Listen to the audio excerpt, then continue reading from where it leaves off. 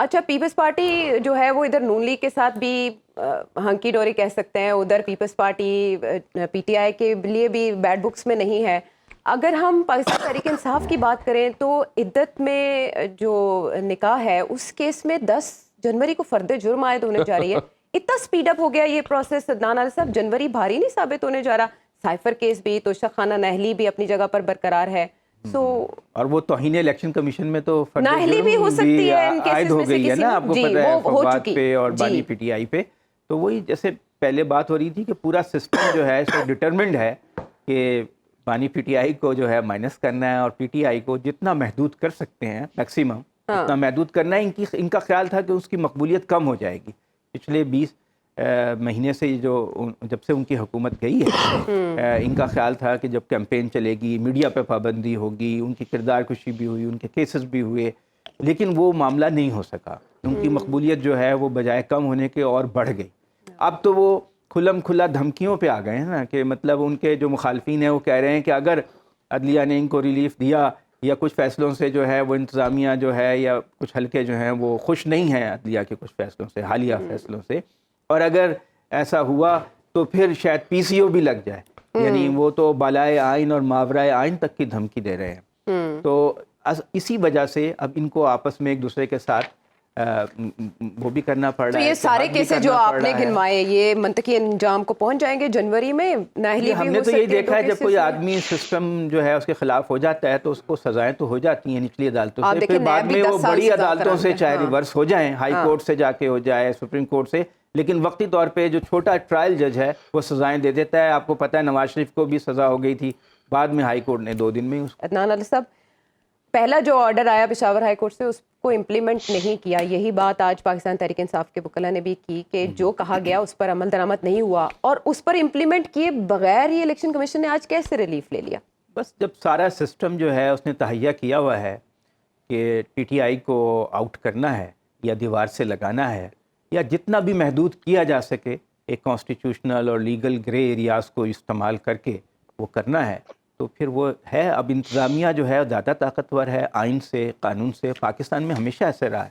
اسکندر مرزا جو تھے 50s میں وہ بھی ایک لمیٹڈ ڈیموکریسی کی بات کرتے تھے کہ محدود جمہوریت ہونی چاہیے، اور وہ وزیر اعظم جو تھے ان کو اتارتے رہتے تھے اور بناتے رہتے تھے. پاکستان میں ایک جمعہ بازار وزرائے اعظم کا لگا رہتا تھا، کبھی بوگرا، کبھی چندری گر، کبھی چودھری محمد علی، کبھی حسین شہید سہروردی. تو یہ جو کھیل ہے یہ پاکستان میں 70 سال سے چل رہا ہے. تو انتظامیہ کی ایگزیکٹو کی پاور بہت زیادہ ہے. وہ چاہے تو عدلیہ کو بھی بے بس کر سکتی ہے، وہ قانون کو بھی تروڑ مروڑ کے اپنے لیے اپنی جو چاہے وہ رستہ نکال سکتی ہے. تو اسی کا شاخسانہ یہ بھی ہے، اسی کا ہم یہ مظاہرہ دیکھ رہے ہیں.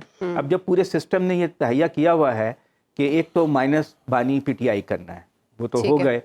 دوسرے یہ کہ آپ نے اس پی ٹی آئی کو 30-35 سیٹوں تک محدود کرنا ہے. جیسے ایک زمانے میں بے نظیر کی صرف 17 سیٹیں ہوئی تھیں، حالانکہ وہ زیادہ پاپولر تھیں، لیکن ایسے الیکشن کرائے گئے کہ ان کی سیٹیں برائے نام ہی رہ گئیں. اندرون سندھ سے بس 15-17 سیٹیں وہ ان کے پاس تھیں.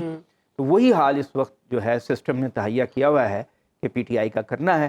اور ظاہر ہے کہ پی ٹی آئی جو ہے اس کی لیڈرشپ زیادہ تر اپر مڈل کلاس سے ہے، اور وہ کوئی ریولوشنری پارٹی تو ہے نہیں.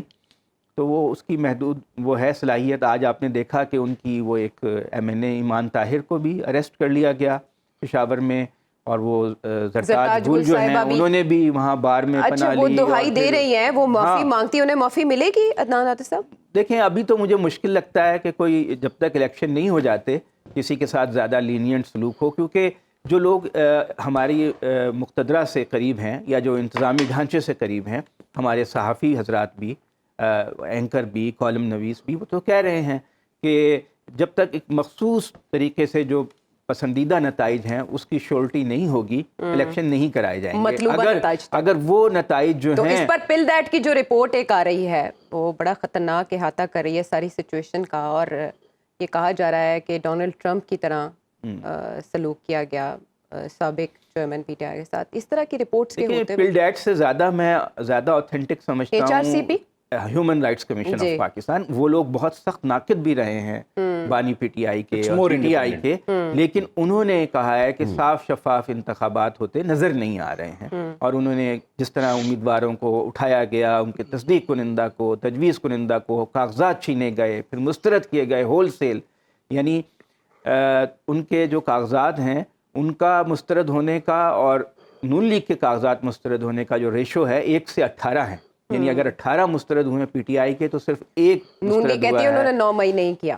ہاں، تو یہ اب آپ اگر سمجھتے ہیں کہ 9 مئی کے وہ ذمہ دار تھے تو آپ ان کے خلاف، اور ان کے خلاف اتنا ٹھوس ثبوت موجود تھا، آپ ایک ریفرنس دائر کرتے، ان کے اوپر کالعدم کسی جماعت کو قرار دینا ہو تو یہ کام سپریم کورٹ کر سکتی ہے پاکستان کے آئین کے تحت، الیکشن کمیشن نہیں کر سکتا کسی جماعت کو تو ممنوعہ فنڈنگ میں نہیں ہو سکا، لیکن آپ نے ایک غیر قانون سے ماورا ایک الگ سے راستہ نکالنے کی کوشش کی ہے کہ سپریم کورٹ جائے بغیر ایک جماعت کو جو ہے عملاً کالعدم قرار دے دیا، اور عملاً اس کو ایک ممنوعہ تنظیم کے طور پر آپ ٹریٹ کر رہے ہیں۔